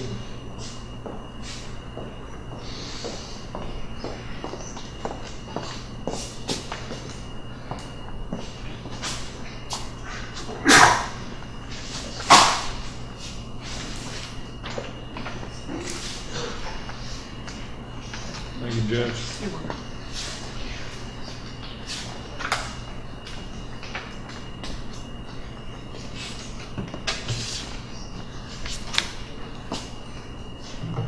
Okay, Judge Stewart's office, there was a number of new cases filed, 279. She collected a total of $36,569.75. The amount retained by the county is $25,207.03. Total remitted to the state is $11,362.72. Judge Kozequa had 141 new cases filed. She collected $24,369.90. Amount kept by the county was $13,752.96. Remitted to the state, $10,616.94. And then my office, I had a total of 242 new cases filed. We collected $32,165.05. The amount kept by the county is $21,636.03. And amount remitted to the state is $10,529.02. And Judge Sotelo said he would be sending his reporting later on today. Thank you. You're welcome. Juvenile department? Judge, you skipped district clerk. District clerk. She's in the courtroom. She did say you had something that No, okay. she needed you to Juvenile sign. department. All right. Special projects. All right, special projects, Ellen took in a total of $3,734. And the engineer fees for floodplains was $2,000, so total county portion was $1,734. And then, I guess other, the floodplain permits were, for the county's portion was $1,020 for them. That's it. Okay. Sheriff's department.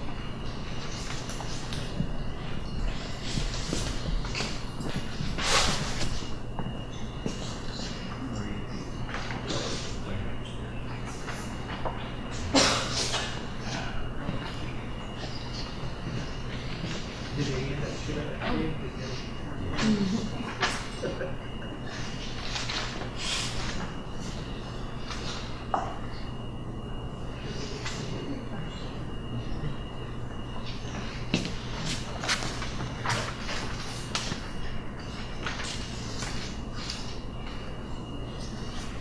For the Karnes County Sheriff's Office, June 2014 monthly report of calls, citations, and warnings. We had 58 accidents for the month, 29 agency assists, 32 alarms, 80 arrests, 7 assaults, 10 criminal mischief, 15 disturbance. We assisted EMS 129 times. We assisted fire 16, funeral escorts total 5, loose livestock 34.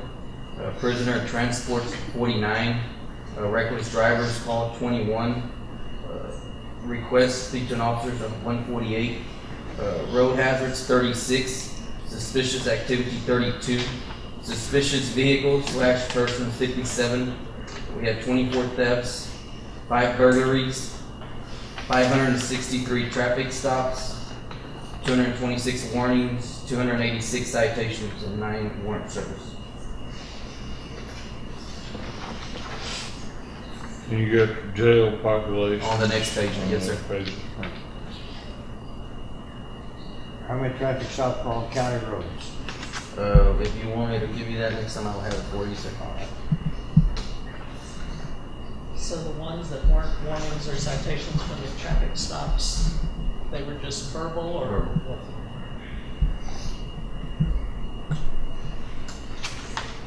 Thanks, Sheriff. Any questions? Thank you. EMS, Mr. Kelly?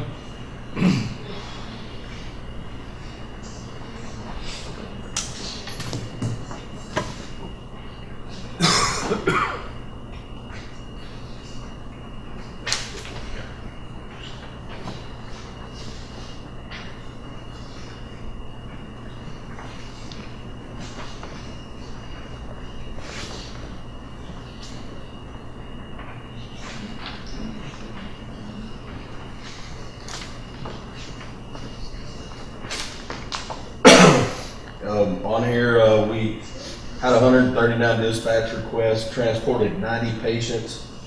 29 refused calls from on scene. 12 calls were canceled before we got there. We had 5 multi-unit calls where it required both of our units on scene. Our backup unit was utilized 30 times. We did 7 air evacuations, 7 out-of-county transports, basically due to Otto Kaiser having some equipment down and wouldn't take patients at the time, and did 3 fire or hazmat cleanup standbys. As far as collections goes, for Medicare, in June we received $37,667.47. Note on there that 6/30 deposit of $25,528.12 was from some of those older claims we've been trying to recoup on, and I'll get to that a little bit further in just a second. Other insurances paid $9,872.47. On those older claims, I've received explanation of benefits for deposits from 6/30, 7/1, 7/2, 7/7, and I actually received one today, and they total up just a little over $92,000. And we did get a large one back some months ago, and as soon as I get, I'm working with. They've all come in so fast, we've been working with AR management trying to get our list so we know exactly how many of those claims are still left out there. But I don't think there's very many more left, which is, I mean, that's a great thing. That's what we were really shooting at trying to do, was get all that money recouped. Okay. Have you guys instituted your rate increases now? Yes, sir. Anything else? Thank you very much. Thank you. The elections office, let's see here. She's in Florida. All right. She's at her training conference. All right. 22, 23, report from Road and Bridge Department.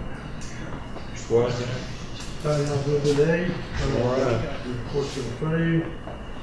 We still got the bridge down on County Road 277 with a crane run over it. We're trying to get estimates, and then we'll go from there once I get the estimates. You ran over with company. The crane, so I gotta look back at the paperwork. It's been a couple of months ago. Well, you gonna pay for it? We hope they do. It's probably something that the county attorney will have to fight on. You can get him on it, you know. We are. I got the patent boys on it right now. All right. I'm But sure no, they want it, because they go to their place. So they gotta go around and use it. Yeah. So, anyway, we're trying to get that taken care of. As soon as we get that going, we're gonna go ahead, later on and see what we're gonna do and how we're gonna pay for it. We can't wait for the insurance companies to sit around and argue. And then, as y'all know, we got, pretty good rains on the southern part of county, or southwest part of county. Well, now we picked them up on the southeast part of the county, and we're trying to recoup some major damage from it. So, other than that, the only other major problem we're having is dust. We need some good rain. Maybe tomorrow. Is there anything, I always notice that when they're doing drilling on 189, there's so many big trucks keep going up and down the road, it pounds it into dust eventually. Parts of it worse than others. Is there anything that can be done about that? What we're doing right now, and at this moment, is we're running a dust control. We're using SS1 mixed with water, and we're using that to stabilize the soil and everything. There's a bunch of chemicals out there that we can use, but it's $10,000 a mile, and it's only good for 9,000 passes, in which I give it maybe 2 weeks, and then they went $10,000. My personal opinion is I'd rather put $10,000 worth of limestone down, minimize the dust, to use the SS1 and eliminate this problem. Is this SS1, It's an emulsion. what's the effect on water when it runs off those roads, runs down the creeks and into No. tanks or anything? No, that's no different as it's running off the pavement into the ditches.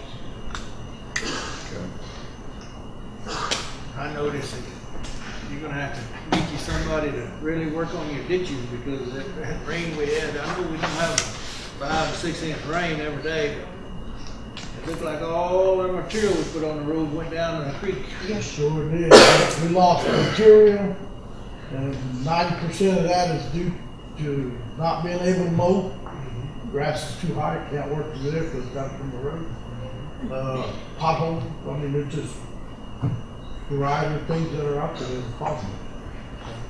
We're gonna have to work on getting us a shredder or something. We'll We'll work get it it on cut, yeah. I'm Put it working. in your budget to buy something new Yes, that's sir. work. We can't depend on this old stuff. It's on the side of the road, it's stopped all the time. No, I'm looking at an increase in shredders and increase in employees to operate this. Contract it out. What about hiring a These contractor? companies to come do it? down the We, pipelines all the got time. with TechStop on that. For 1 year, it's $900,000 at $125 an acre. Why do you have to contract with TechStop? No, it ain't with TechStop. That's their That's what you engineering said. cost. That's I the mean, estimated these engineering cost. pipelines and highway right of ways, you have people come through all the time. There's full of tractor over there in Beeville. They have a crew that runs shredders. All you gotta do is just call them and contract it out and pay them, and you can have all the shredders. That's contracted what they on do. one. They go off of the engineer estimate, which is $125 an acre. That's what the Where do you number come up they with the use. figure 900,000? Counting the acreage we got 576 miles on both sides of the river. That's an estimated cost. Because we don't have no specific right-of-way widths. You know, some of them are 60, 80 feet, 100 feet, some of them ain't 20 feet. Our total right-of-ways, we have no idea. You what can't the depth contract is. it by the hour. I've tried that. I talked to them, nobody really talked to them. They'll do it by acre because they get a lot of free acres down there. Yeah, 'cause they gotta have pretty good insurance policy. Yes, sir, they gotta have a real good insurance policy. Anything else? Thank you, Mr. Wozniak. Thank you. Auditor's office.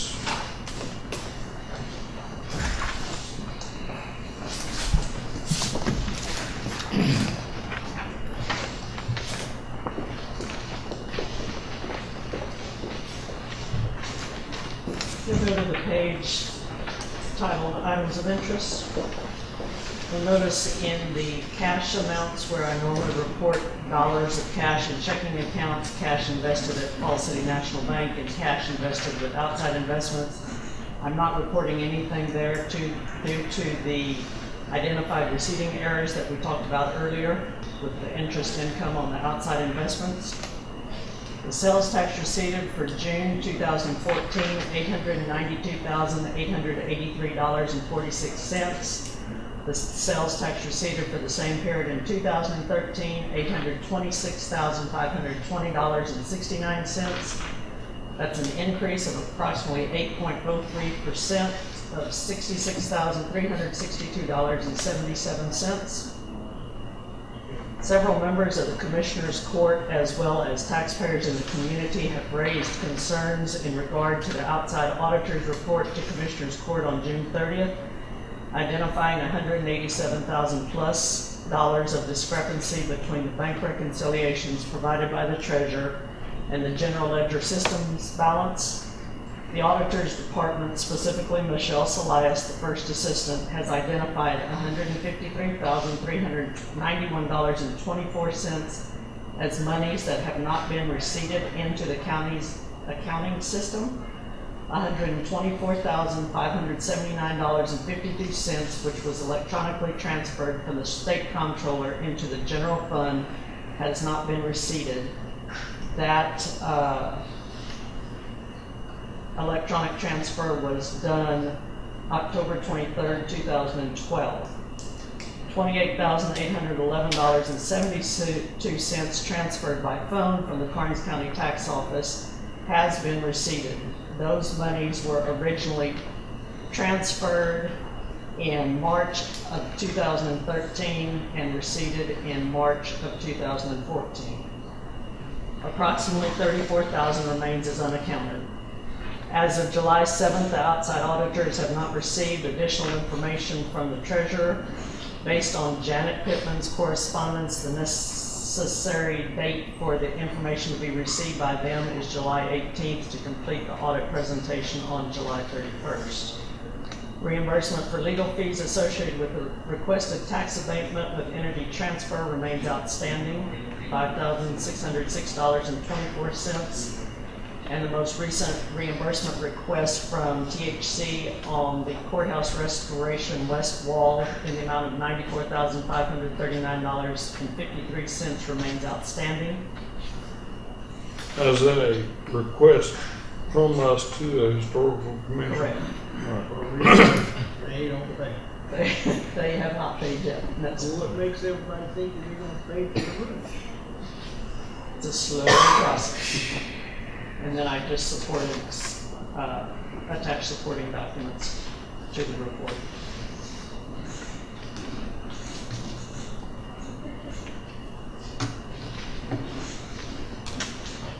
So the auditors that were here, the independent auditors that were here last meeting and told us they needed certain information from the treasurer to complete their audit, that they've told you they still don't have it? Correct. And I have been, Janet and Michael and I all sat down in my office after that meeting that day, and they had given me direction, and I am working on that, yes, sir. Okay. Apparently we absolutely have to have that, they absolutely have to have that information by July 18th. Will we get that? Yes. Okay. Thank you.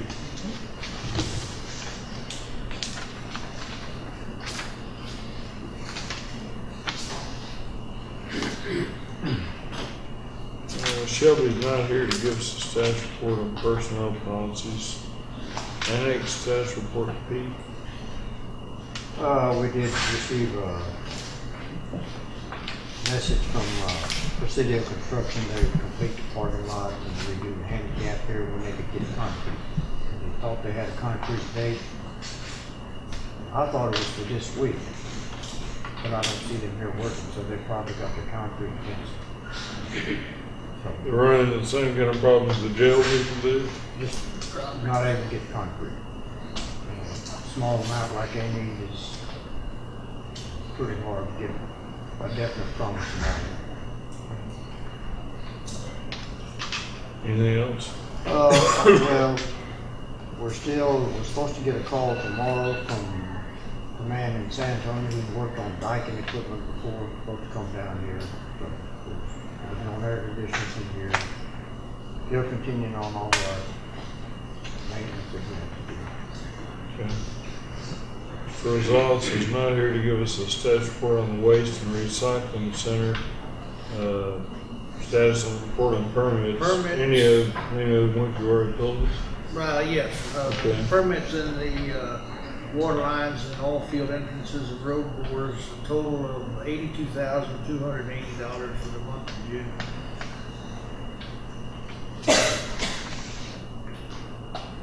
What's the level of activity on water lines on it, so Brian? Is it compared to what it was, say, a year ago? All the water lines is real big, that's where we're getting all our money from. You know, we charge $500 per line per well or road, you know, and if they're going down here to frack a 3-well pad with one line, one road, that's $1,500. We do pretty good. Does it matter how long it's out there? It's only a 90-day permit. They have to renew after 90 days. And that is, the fees that we charge are for maintaining and going out there and make sure they have signs up, barricades and everything, because they put these pumps in the road and they pay the fees for that. And for cleanup, we might have If to they go out there go and make sure across they somebody's clean up. entrance, it's supposed to have They a have, crossover they have ramp. to do that and they gotta make sure it's okay with the landowners, they do that.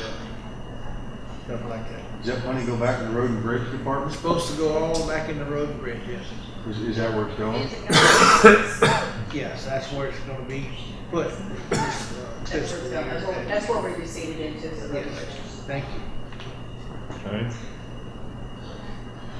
Have you ever compared what we're charging for use of our right of ways, the water lines running to, say, what Doug County runs, DeWitt, Live Oak? No, basically, most all of them contacted me before and asked me what we charge. They didn't have a fee at the beginning of the boom in the oil fields. I was And wondering if anybody's up. I've got some information from Beeville and from Live Oak and McMullen when we first started. That's how I got the information. And then they inquired from us and I passed it on. All right. That appears fit. You guys have anything else? Yeah, Michelle, I'm making motion to adjourn. second. All in favor? All right, we're adjourned. Thank you very much. Thank you.